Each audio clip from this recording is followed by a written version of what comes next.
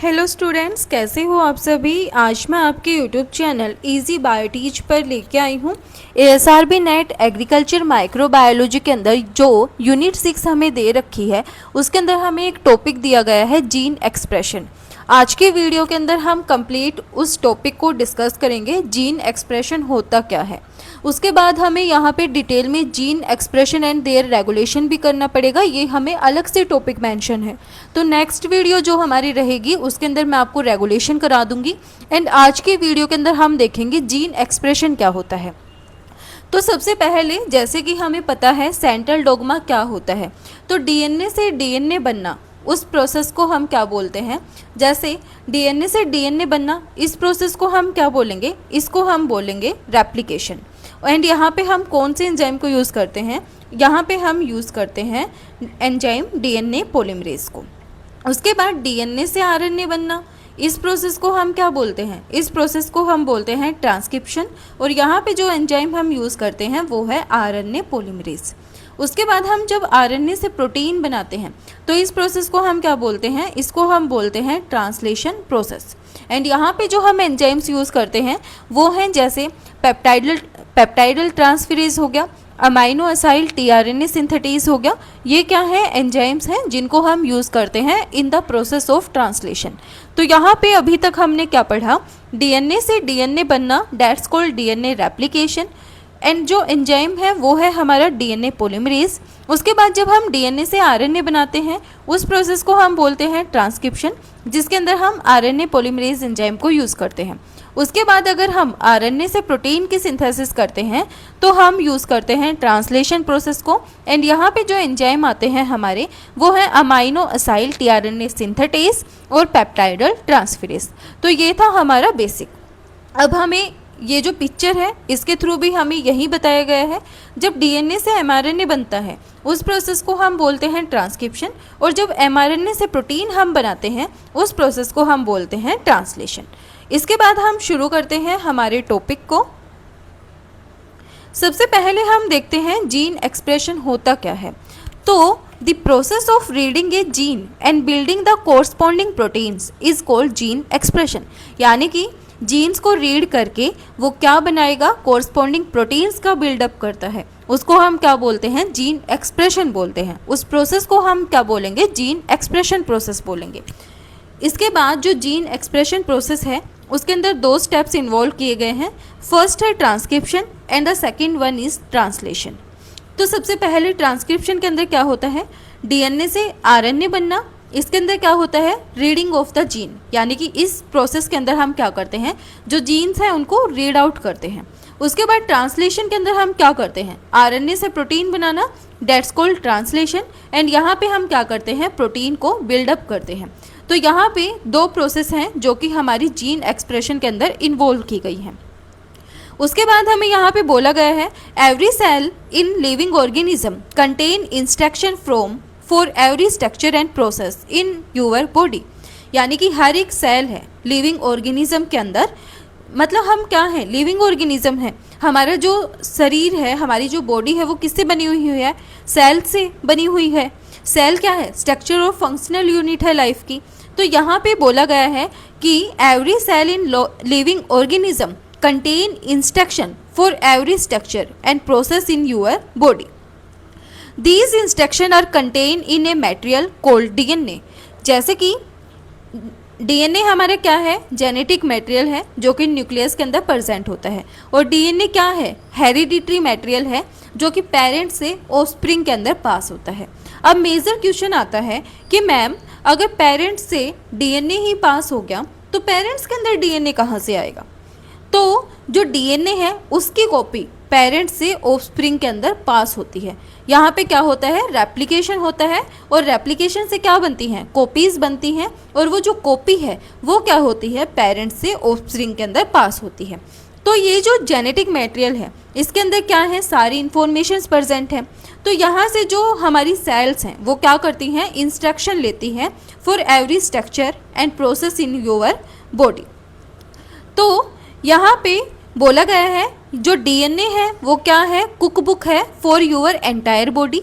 यानी कि डीएनए किसके जैसे एक्ट करता है, कुक बुक के जैसे एक्ट करता है। It has a specific recipe for each protein, यानी कि इसके पास क्या है, स्पेसिफिक रेसिपीज प्रेजेंट है हर एक प्रोटीन के लिए। ये आपको सिर्फ समझाने के लिए ऐड किया गया है, बाकी आप ये भी कर सकते हो। डीएनए क्या है, हेरिडिटरी मटेरियल है, उसके अंदर हमारी जितनी भी जेनेटिक इन्फॉर्मेशन है वो क्या है, प्रेजेंट है। तो ये हमारी एक साइड से क्या है, ये हमारा एक इम्पोर्टेंट पार्ट है जिसके अंदर हमारी सारी जेनेटिक मटेरियल, जेनेटिक इन्फॉर्मेशन सब कुछ प्रेजेंट है। उसके बाद हमें बोला गया है the number of servings of each protein is determined by the amount of mRNA made in each cell. जो नंबर ऑफ सर्विंग्स हैं ऑफ ईच प्रोटीन्स की, उसको हम किससे डिटरमाइन करते हैं, उसको हम डिटरमाइन करते हैं by the amount of mRNA made in each cell. उसके बाद हम देखते हैं जो डीएनए है वो क्या करता है, DNA provides the original information from which protein are made in a cell. जो डीएनए है वो क्या करता है, ओरिजिनल इंफॉर्मेशन प्रोवाइड करता है from which protein are made in a cell. But DNA does not directly make protein, लेकिन जो डीएनए है वो डायरेक्टली प्रोटीन को नहीं बना सकता। अब डीएनए को बनाता कौन है, हमने पढ़ा जब हमने सेंट्रल डोग्मा पढ़ी तो उसके अंदर क्या था, डीएनए से आरएनए बनता है और आरएनए से प्रोटीन बनता है। तो यहाँ पे जो राइबो न्यूक्लिक एसिड है, जो आरएनए है वो क्या है, सेकंड टाइप है न्यूक्लिक एसिड का, जो क्या करता है, information which takes the information from DNA and makes protein. ये क्या करता है, इंफॉर्मेशन लेता है डीएनए से और प्रोटीन की फॉर्मेशन करता है। Gene expression is the manifestation of gene into specific trait. Gene expression produced protein by transcription and translation. बार बार घूम के यही बात आ रही है कि जो जीन एक्सप्रेशन है वो प्रोड्यूस्ड करता है प्रोटीन्स को by the help of transcription and translation. अब ये जो प्रोसेस हैं ये दो स्टेजेस के अंदर होती हैं, both of which involve RNA. Transcription क्या है, फर्स्ट स्टेज है जीन एक्सप्रेशन की, जिसके अंदर हम क्या करते हैं, जो जीन्स हैं उनको रीड आउट करते हैं।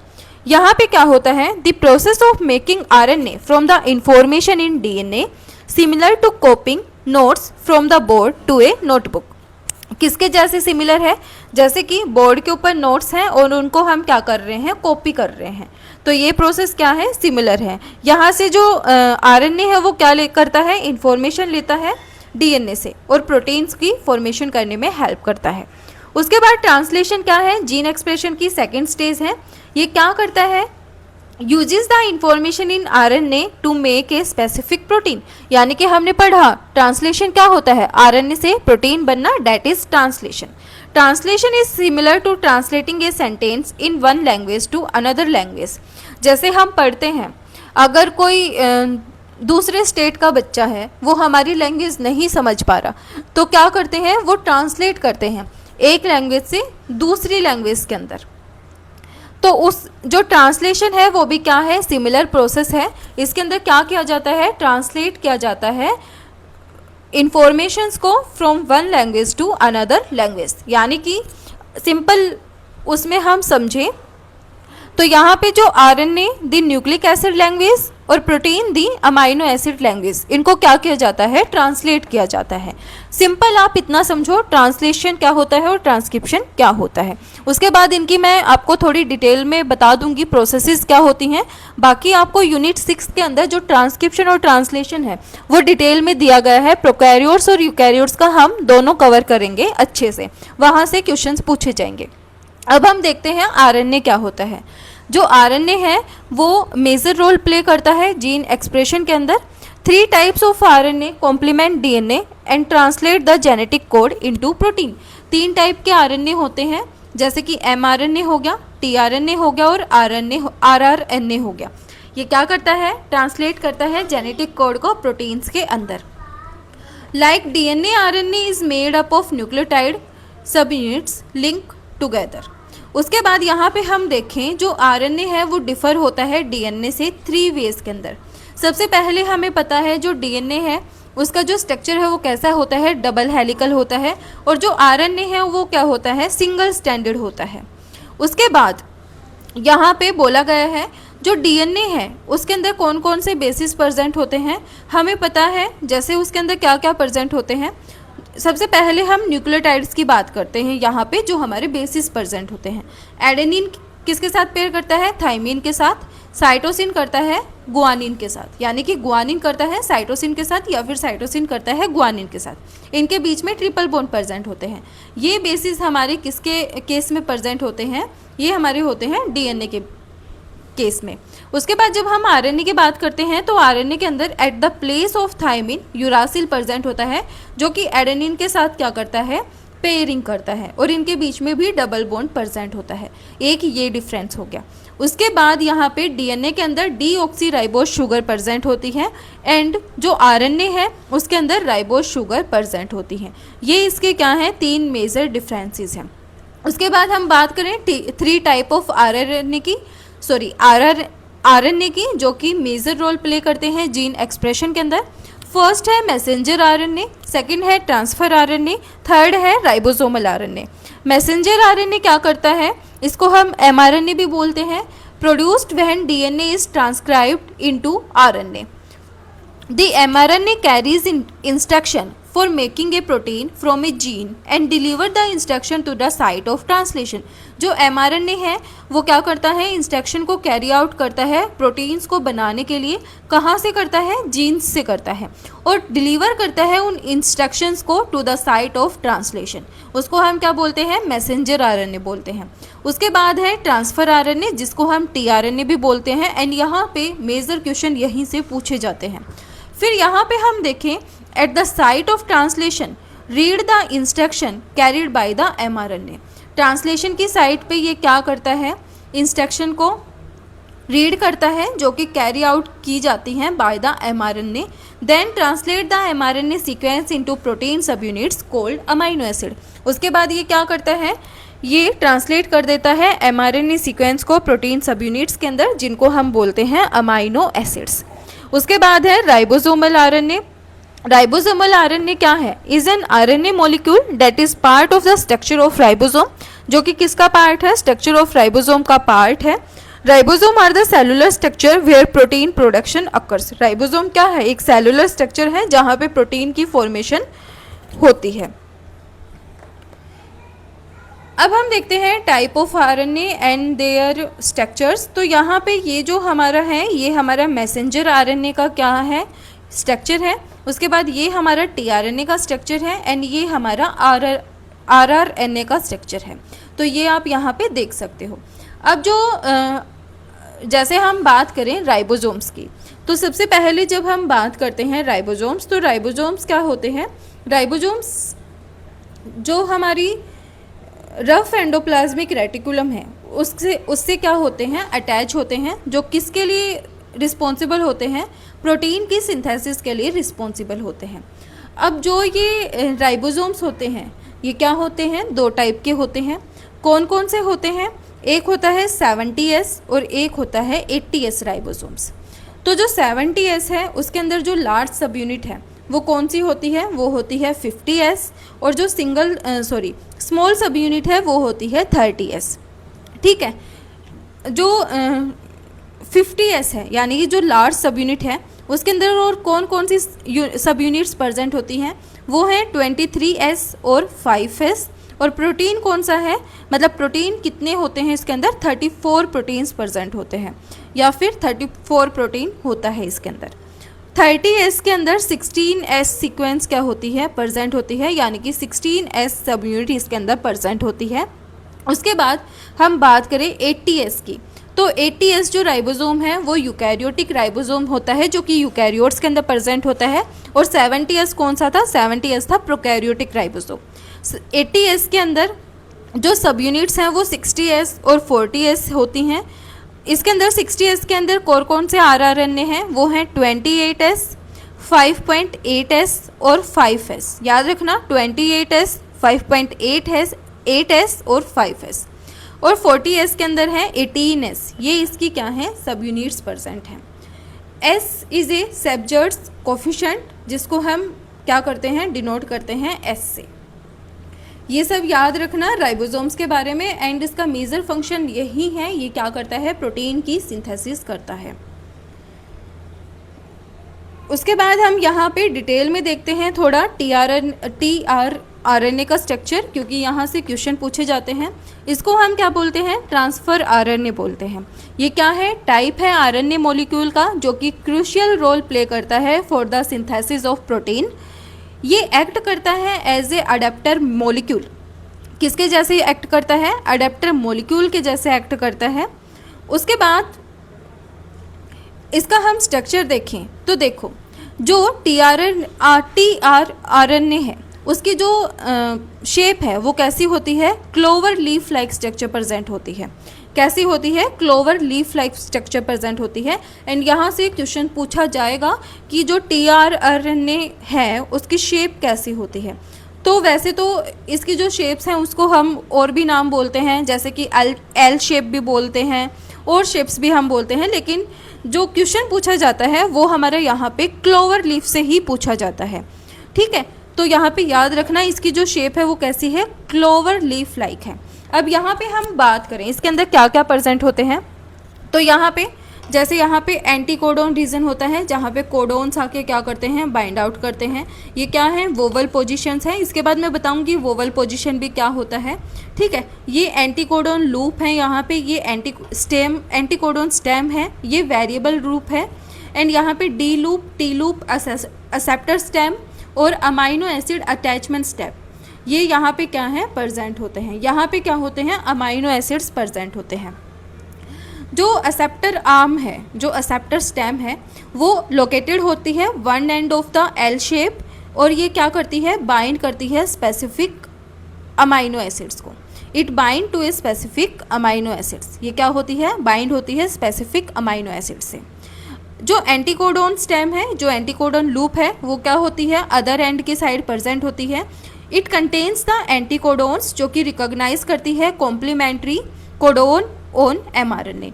तो ये हमारी यहाँ पे क्या है, एंटीकोडोन लूप है जो कि क्या करती है, कोडोन्स को क्या करती है, ये यहाँ पे रिकॉग्नाइज करती है। जो कॉम्प्लीमेंट्री कोडोन्स हैं उनको क्या करती है, रिकॉग्नाइज करती है। तो यहाँ पे ये याद रखना इसकी शेप कैसी है, एल शेप का है और क्लोवर लीफ लाइफ स्ट्रक्चर है। उसके बाद यहाँ पे आप इसको थोड़ा और डिटेल में कर लेना कि टीआरएनए का स्ट्रक्चर कैसा होता है। एंड अगर आपको पढ़ना है तो मैं इसको और अच्छे से एक्सप्लेन कर दूंगी, लेकिन अभी जो हमारा टॉपिक था वो हमारा जीन एक्सप्रेशन चल रहा है, तो मैं ज़्यादा टॉपिक को आउटसाइड नहीं लेके गई, इसलिए मैंने इसको कुछ ज़्यादा एक्सप्लेन नहीं किया। अगर आपको पढ़ना है तो आप मुझे बता देना, मैं पढ़ा दूंगी। उसके बाद आता है ट्रांसक्रिप्शन रीडिंग द जीन। अब होता क्या है, जैसे during the transcription the information in a specific region of DNA is transcribed और कॉपीड इनटू एमआरएनए। ट्रांसक्रिप्शन की ड्यूरेशन यानी कि ट्रांसक्रिप्शन के दौरान क्या होता है, जो इन्फॉर्मेशन है स्पेसिफिक रीजन ऑफ डीएनए, इसको हम क्या करते हैं, ट्रांसक्राइब करते हैं, कॉपी करते हैं इनटू एमआरएनए। उसके बाद जो ट्रांसक्रिप्शन है वो किसके द्वारा होता है, यानी कि वो by a protein, by a enzyme. ठीक है, all enzymes are proteins but all proteins are not enzymes, ये बोला गया है। लेकिन यहाँ पे जो हम ट्रांसक्रिप्शन को करने के लिए जो एंजाइम हम यूज़ करते हैं वो कौन सा है, आरएनए पॉलीमरेज है। एंड ये जो आरएनए पॉलीमरेज है ये क्या करता है, एक स्पेसिफिक डीएनए सीक्वेंस के साथ बाइंड करता है जो कि है प्रमोटर सीक्वेंस। प्रमोटर के साथ ये जाके क्या करता है, बाइंड कर जाता है आरएनए पॉलीमरेज। जो आरएनए पॉलीमरेज है वो क्या कर देता है, उसके बाद अनवाइंड कर देता है और सेपरेट आउट कर देता है दो स्ट्रैंड्स, जो कि दो स्ट्रैंड्स हैं उनको क्या कर देता है, डबल हेलिक्स के जो दो स्ट्रैंड हैं उनको क्या कर देता है, सेपरेट आउट कर देता है।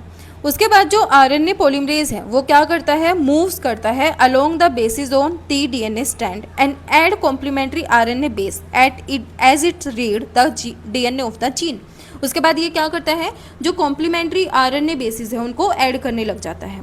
As RNA polymerase moves down the DNA strand a single strand of mRNA grow. यहाँ पे जो आरएनए पॉलीमरेज है वो मूव डाउन करता है डीएनए स्ट्रैंड के थ्रू आउट, तो जो सिंगल स्ट्रैंड है एमआरएनए का वो क्या करने लग जाता है, ग्रो करने लग जाता है। Behind the moving RNA polymerase the two strand of DNA close up and reform the double helix. उसके बाद बोला गया है transcription is not the same as replication. In transcription a new molecule of RNA is made from the DNA. In DNA replication a new molecule of DNA is made from the DNA. Replication के अंदर क्या होता था, DNA से DNA बनता था, तो जो नए मॉलिक्यूल हैं वो कहाँ से बन रहे थे, डीएनए से ही बन रहे थे। अब यहाँ पे जो नए मॉलिक्यूल्स हैं वो कहाँ से बन रहे हैं, new molecule of RNA is made from the DNA. उसके बाद मैं आपको ये प्रोसेस ऐसे डायग्राम के थ्रू बताऊं तो सबसे पहले क्या हुआ, जैसे जो आरएनए पॉलीमरेज है वो आके बाउंड कर गया प्रमोटर रीजन के साथ। उसके बाद जो ये डबल स्टैंडर्ड डीएनए है ये क्या हो गया, अनवाइंड हो गया, सेपरेट आउट हो गया। उसके बाद सेपरेट आउट होने के बाद जो कॉम्प्लीमेंट्री आरएनए न्यूक्लियोटाइड्स हैं वो यहाँ पे आके क्या करने लग गए, ज्वाइन करने लगे। अब जब वो ज्वाइन करने लग गए तो जो आरएनए पॉलीमरेज है वो कहाँ पे चला गया, टर्मिनेशन साइट के ऊपर पहुँच गया। जब उसको यहाँ पे सिग्नल मिला तो वो क्या हो गया, सेपरेट आउट हो गया। और जो डीएनए है वो भी क्या हो गया, दोबारा से रीजॉइन कर गया। और जो आरएनए है उसकी क्या बन गई, एक दोबारा मतलब यहाँ पे क्या हुआ, उसकी भी एक स्टैंड बन गया। When RNA polymerase reach a termination signal in the DNA, the DNA and new RNA are released by the polymerase। तो यहाँ पे जो DNA और जो न्यू RNA है वो क्या हो गया, यहाँ पे रिलीज हो गया। ये किसकी प्रोसेस है, ये ट्रांसक्रिप्शन की प्रोसेस है, ठीक है। उसके बाद हम थोड़ा सा देखें जेनेटिक कोड का। तो देखो जेनेटिक कोड वैसे मैंने डिटेल में करवा रखा है, जो मॉलिक्यूलर बायोलॉजी की जो मैंने वीडियोस डाल रखी हैं वहाँ पे वोवल हाइपोथेसिस भी करवा रखी है। अगर आपको पढ़नी है तो वहाँ पे आप डिटेल में पढ़ सकते हो। सबसे पहले मैं आपको बता देती हूँ जेनेटिक कोड क्या होता है। तो जेनेटिक कोड जैसे कि 3 न्यूक्लियोटाइड मिलके एक कोडोन को बनाते हैं और एक कोडोन एक अमाइनो एसिड को कैरी आउट करता है, ठीक है। इस बात को समझें, 3 न्यूक्लियोटाइड मिलके एक कोडोन को बनाते हैं और एक कोडोन एक अमाइनो एसिड को कैरी आउट करता है। तो यहाँ पे मैं आपको समझाऊं, A 3 nucleotide sequence is called codon. Each codon correspond to 1 of 20 amino acids. Codon act as a start और स्टॉप सिग्नल फॉर ट्रांसलेशन। जैसे कि हम बात करें स्टार्ट कोडोन कौन कौन से हैं हमारे, तो यहाँ पे हम बात करें जो स्टार्ट कोडोन है वो जैसे हमारा हो गया AUG, GUG, GUA, ये हमारे क्या हैं, यहाँ पे स्टार्ट कोडोन्स हैं। मेनली हम AUG को हम क्या करते हैं, यूज़ करते हैं। उसके बाद हम यहाँ पे स्टॉप कोडोन्स की बात करें वो हैं UAA, UAG, UGA, ये हमारे क्या हैं, यहाँ पे स्टॉप कोडोन्स हैं। तो यहाँ पे जो कोडोन्स क्या करते हैं वो एक्ट करते हैं एज ए स्टार्ट और stop signal for translation. There are 64 mRNA codons. 64 mRNA codons क्या है, प्रेजेंट है। Each codon specify only 1 amino acid but several amino acids have more than 1 codon. हर एक कोडोन है वो क्या करता है, स्पेसिफाई करता है ओनली एक अमाइनो एसिड को, लेकिन कुछ एक अमाइनो एसिड्स ऐसे हैं जिनके पास एक से ज़्यादा कोडोन प्रेजेंट हैं, ठीक है। उसके बाद this system of matching codons and amino acid is called the genetic code. The genetic code is based on codon that each represent a specific amino acid। तो यहाँ पे अगर हम ये देखें तो ये मैं आपको बता चुकी हूँ, 3 न्यूक्लियोटाइड बनके एक कोडोन को बनाते हैं और एक कोडोन एक अमाइनो एसिड को कैरी आउट करता है।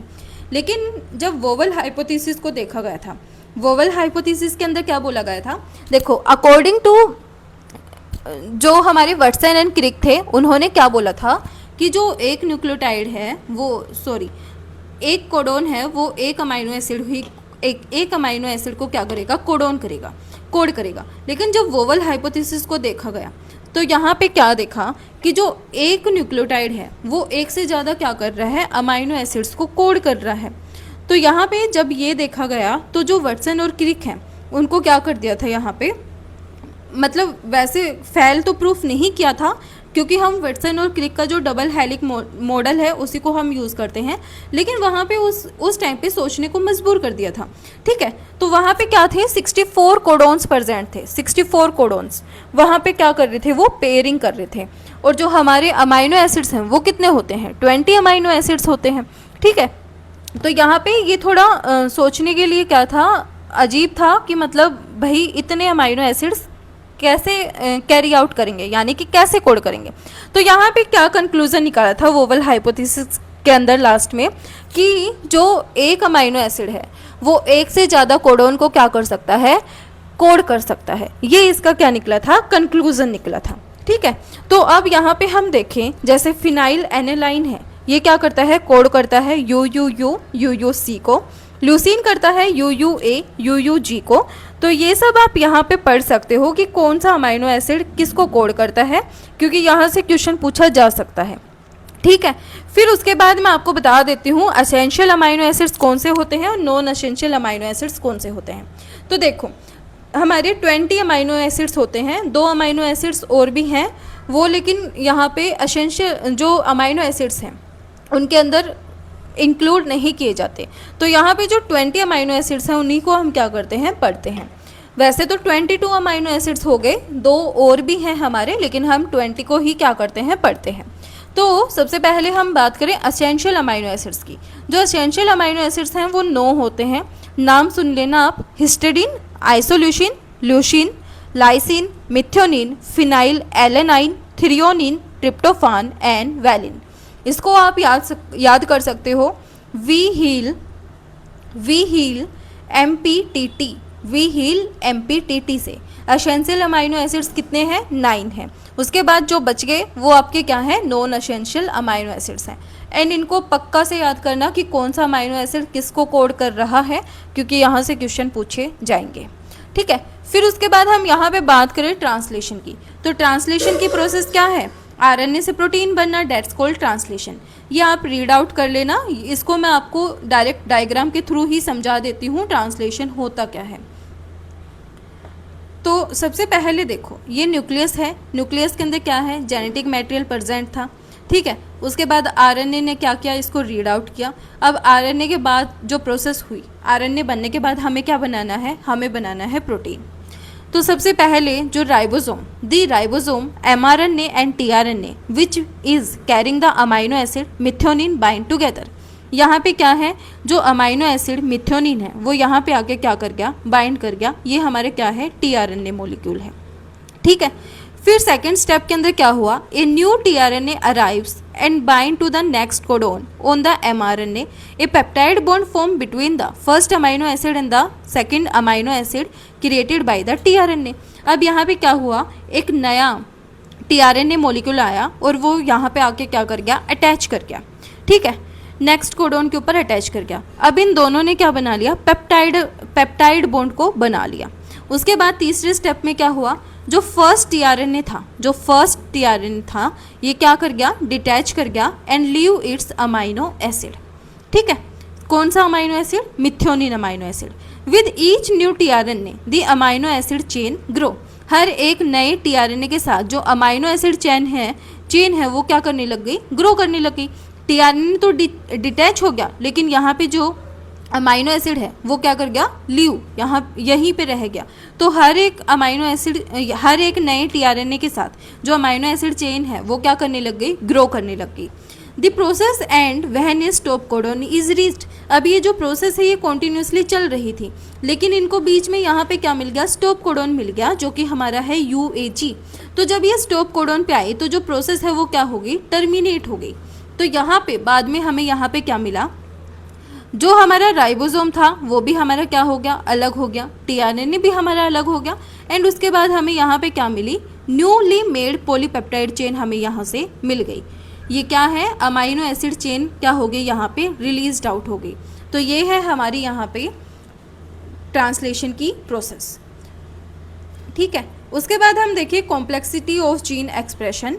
तो यहाँ पे the relationship between genes and their affect is complex. Relationship between the genes और उनके अफेक्ट क्या है, कॉम्प्लेक्स हैं। Despite the neatness of the genetic code every gene can not be simply link to a single outcome. उसके बाद हमें बोला गया है some genes are expressed only at certain time और अंडर स्पेसिफिक कंडीशन। कुछ एक जीन्स ऐसे हैं जो सिर्फ स्पेसिफिक कंडीशन और स्पेसिफिक टाइम पे ही क्या करते हैं, एक्सप्रेस करते हैं। Variations and mistakes can occur at each of the step in replication and expression. यानी कि हाईली चांसेस होते हैं जब हम रेप्लिकेशन और एक्सप्रेशन कर रहे होते हैं तो जो वेरिएशन और मिस्टेक्स होने के क्या होते हैं, हाईली चांसेस होते हैं हर एक स्टेप पे। The final outcome of gene expression is affected by the environment of the cell. जो फाइनल आउटकम है जीन एक्सप्रेशन की वो अफेक्टेड की जाती है by the environment of the cell, the presence of other cell and the timing of gene expression. उसके बाद हम समरी देखें, हमने यहाँ पे क्या क्या पढ़ा। जीन एक्सप्रेशन को जो प्रोड्यूस करते हैं हम protein by the transcription and translation, 2 stage के अंदर प्रोसेस होती है जिसके अंदर इन्वॉल्व होता है आरएनए। 3 टाइप के आरएनए थे, आरआरएनए, एमआरएनए, उसके बाद टीआरएनए, ठीक है। उसके बाद कहाँ यहाँ पे बोला गया, during the transcription the information in a specific region of DNA is transcribed और copied into mRNA. Genetic code वही सेम, 3 न्यूक्लियोटाइड से एक कोडोन एक अमाइनो एसिड को क्या करता है यहाँ पे कोड करता है। तो यही सब आपको यहाँ पे बताया गया है। तो ये था हमारा topic ASRB net agriculture microbiology के लिए जीन एक्सप्रेशन। वीडियो पसंद आए तो please like share and subscribe जरूर करना। Thank you.